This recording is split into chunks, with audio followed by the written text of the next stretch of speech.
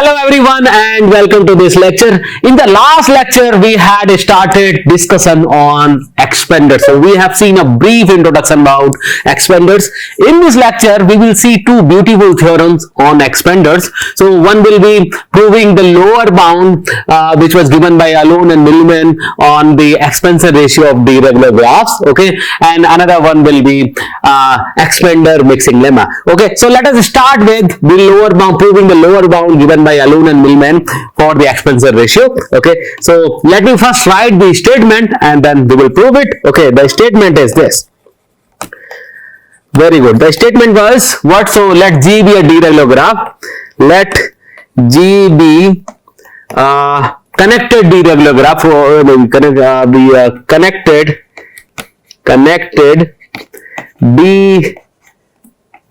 deregular graph.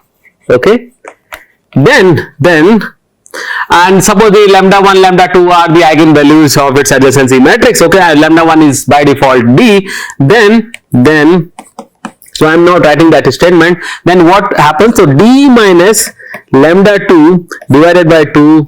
So your expansion ratio is always greater than or equal to this number. Okay, so let me write lambda 2 is, so where the eigenvalues are this, lambda 1 equal to D, then this is greater or equal to, now because this is connected graph, so actually I can actually safely write this, right? So greater and then so on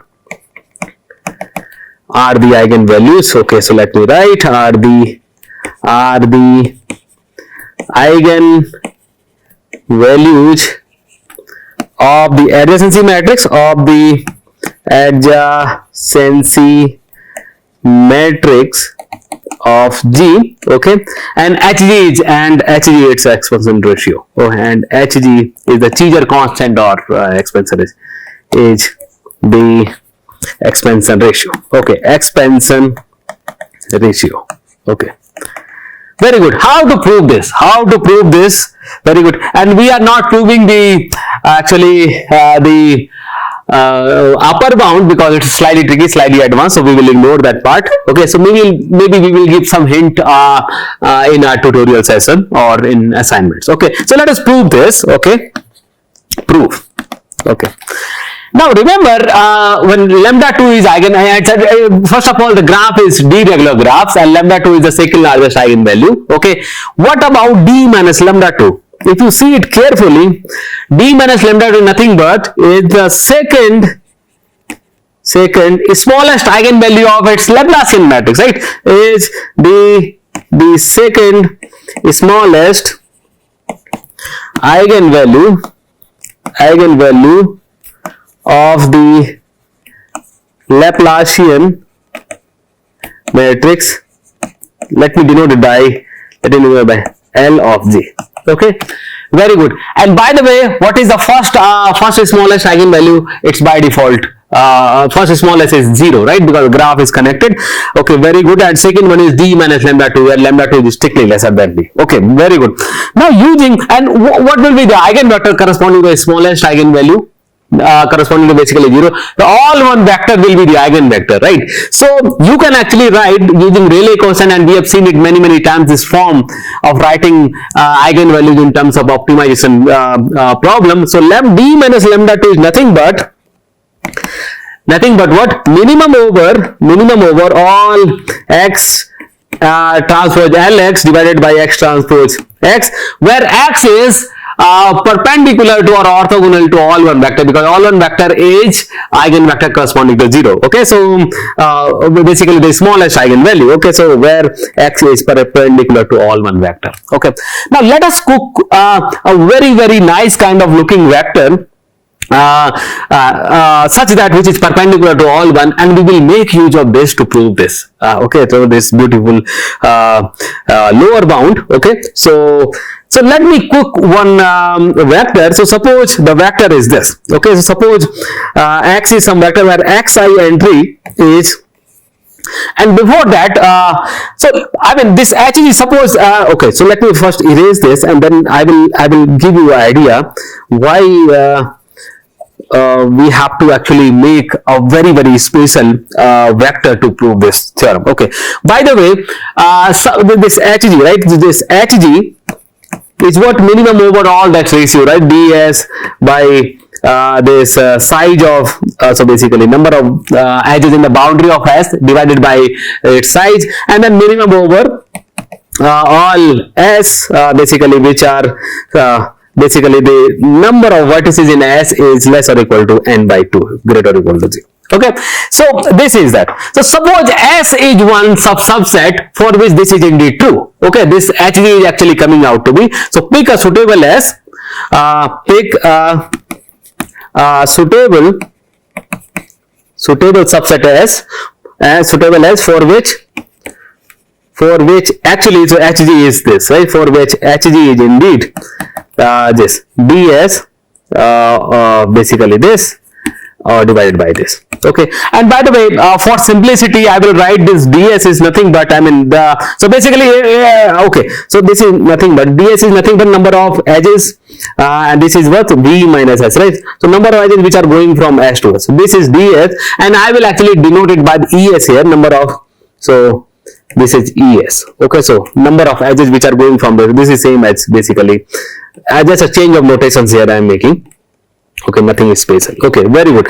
Now if you see that, now let me cook one vector. Let me cook a vector. This vector is this. Suppose x is one vector where xi entry is 1 if I belongs to S.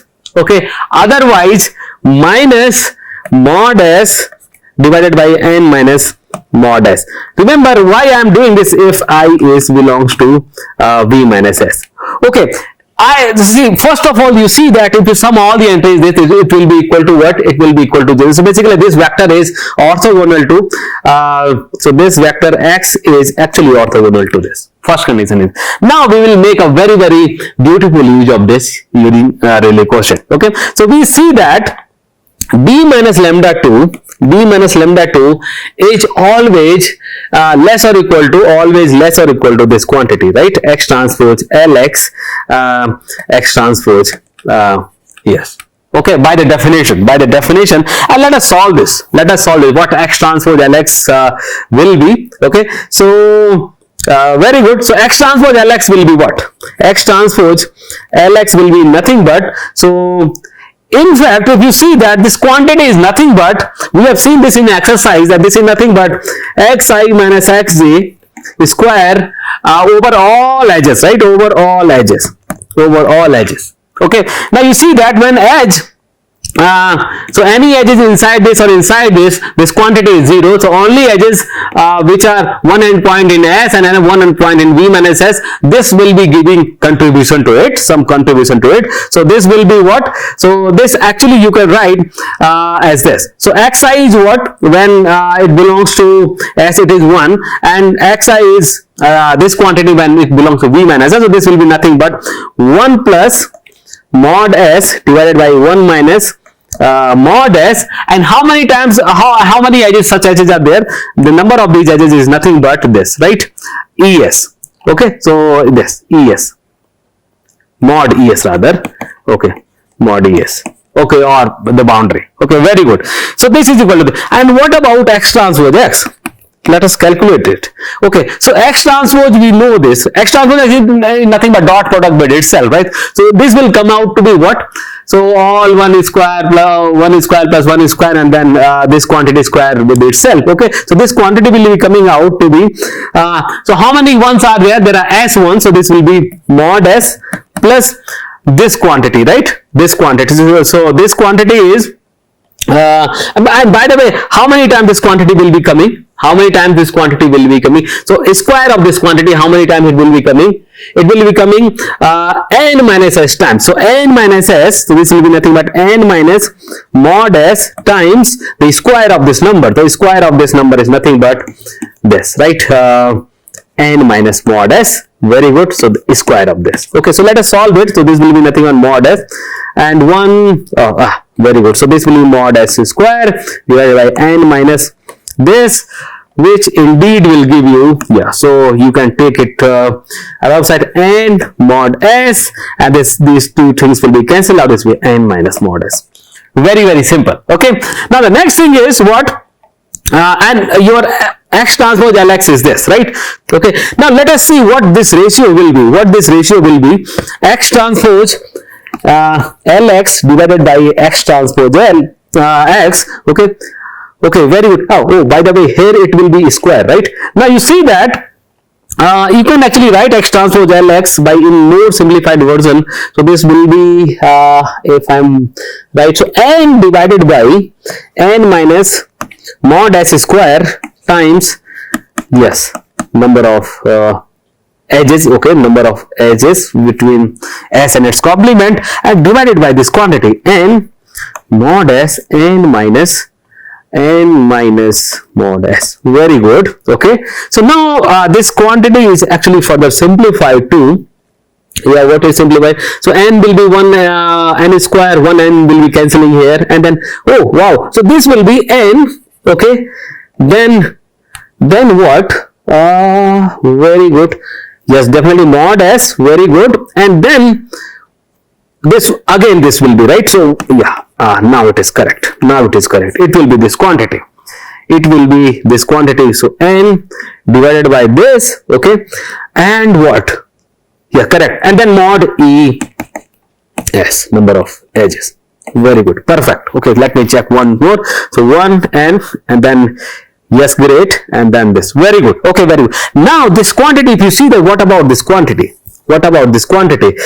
N divided by n minus mod s. Remember, mod s is always less or equal to half. So this quantity will always be greater or equal to 2. So basically you can now write this quantity as 2 divided by mod s times number of edges from s to its complement. So we have seen this, right? X transpose Lx divided by X transpose X is equal to this.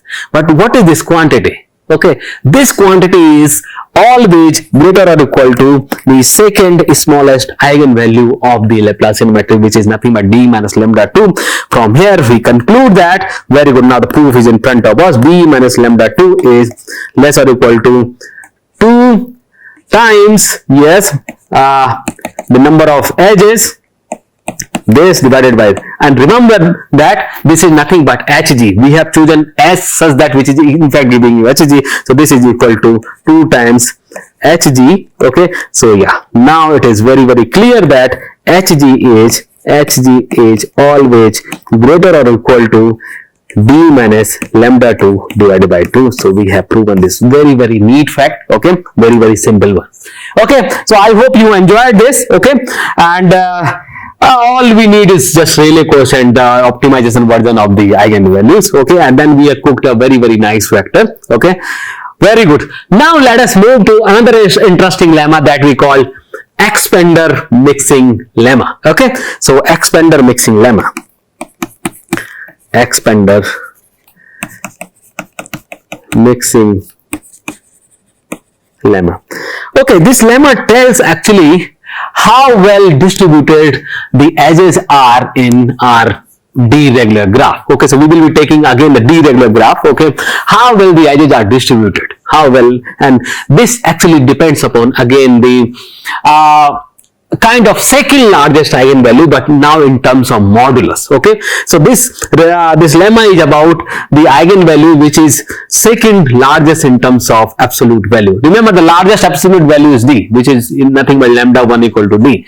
Now with the lambda, so we will tell about this value. So lambda is the eigenvalue of the Laplacian matrix, adjacency matrix, is the eigenvalue of the having, okay, so is the eigenvalue with the largest modulus, with the largest absolute value, with the largest absolute value other than d. Okay, so adjacency matrix, we are talking about adjacency matrix again, adjacency matrix. Okay, then this lemma says actually lambda 2 can determine Lambda 2 can determine how well these edges are distributed. Basically, so suppose if you take some subsets, suppose you take two subsets, suppose S and T, okay, two subset of vertices, both are actually subset of this. The number of edges between S and T will be, depending upon your lambda, it tells that how close these number of edges are to the expected number of between S and T when this graph is fully random. Okay, so let me actually first write down the statement, and then I will again explain you what I mean by this. So this lemma says, let again, so this actually lemma says, now I have already denoted what lambda is, what S and T are, right? So let me write directly the equation of this, or inequality of exponential mixing lemma. It says that the number of edges that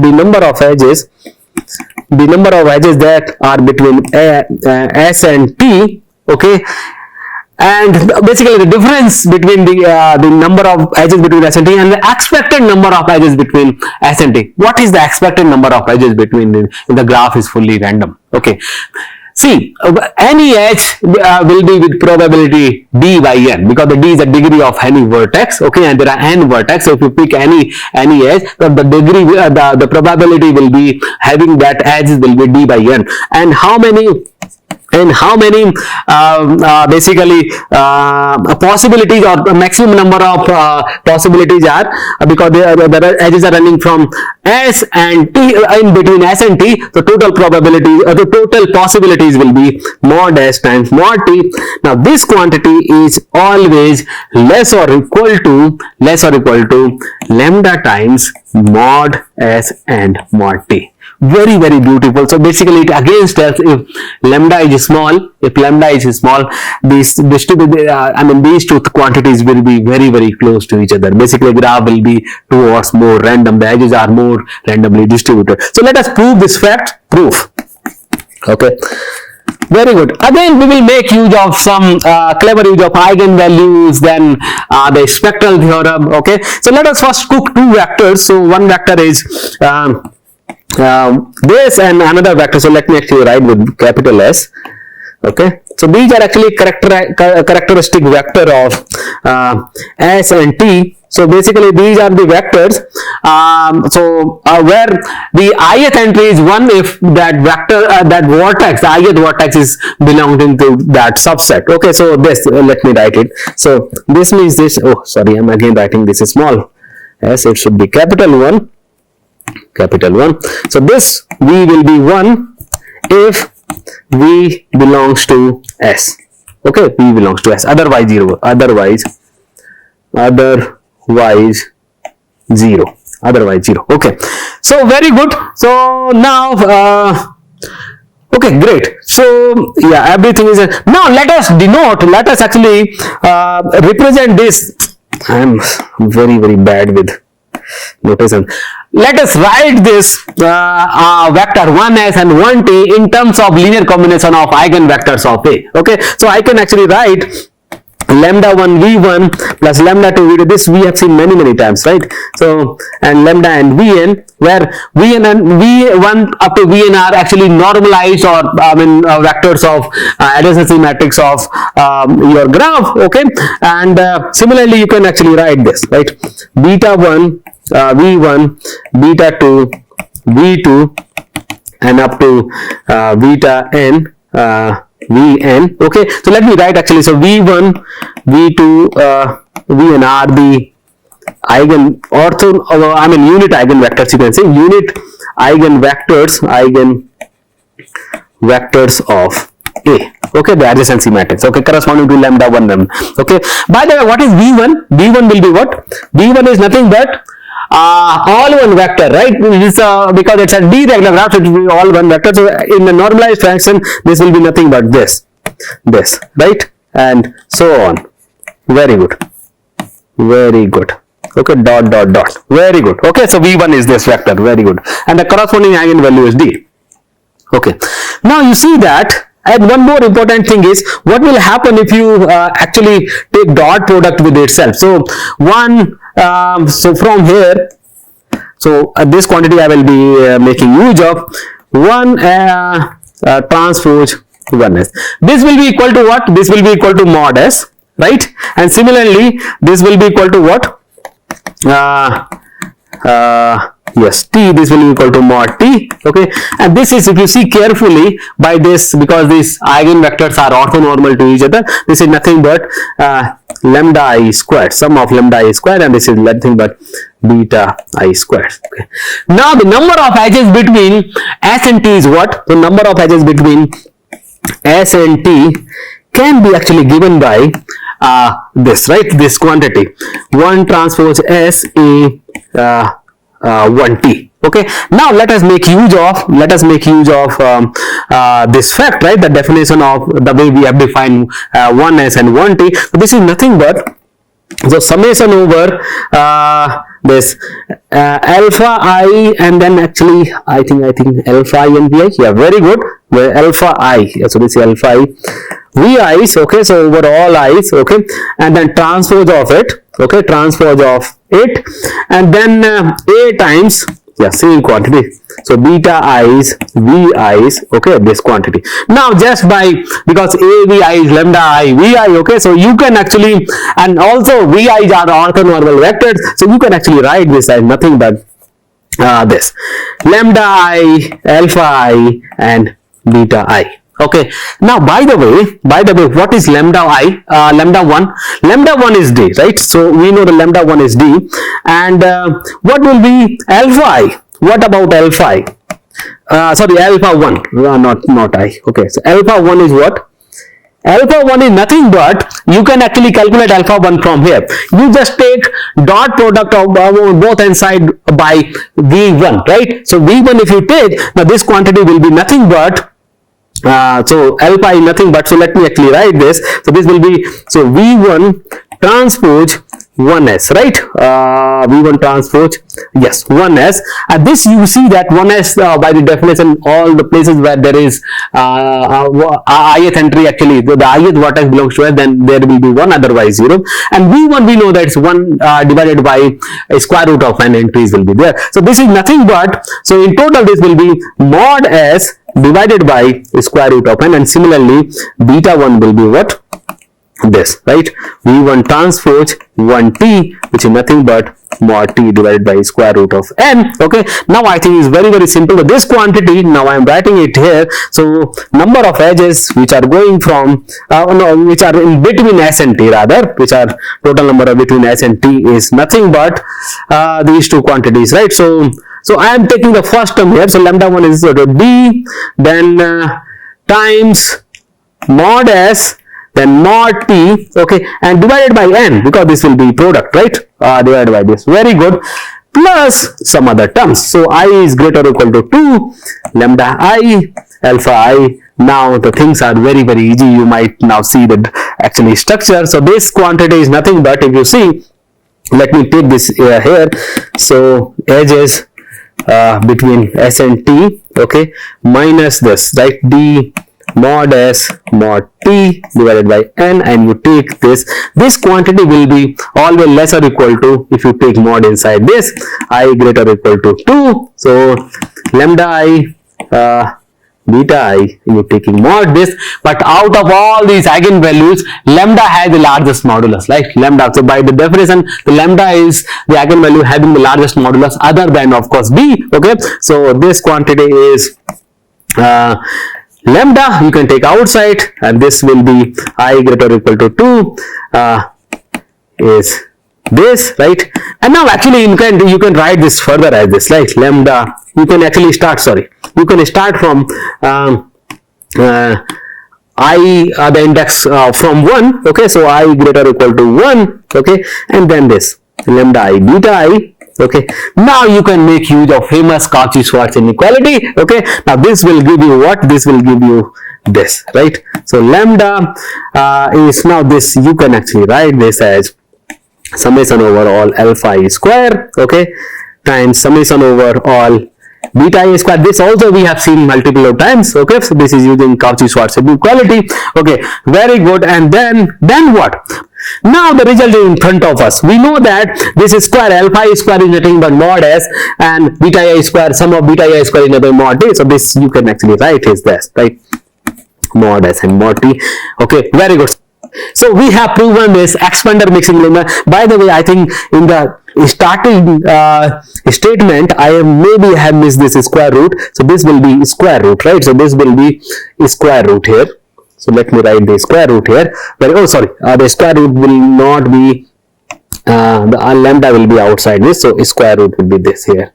So this part. Okay, very good. So we have proven this. Great. So basically now it says that, so let me again write this, the number of edges between s and t and the difference with the expected number of edges between s and t. So this will be this, right? And is always less or equal to lambda times this and this. Very good. So this says that if lambda is small, the second largest modulus of eigenvalues other than d is actually small, then the graph, the edges in the graph are very well distributed. It's kind of very well random graph. Okay, with this I am stopping this lecture. Okay, but by the way, the converse is also true. Think about this. The converse of this lemma we will see in our tutorial session or assignment. Okay, till then, thank you very much. Yeah, and see you in the next lecture.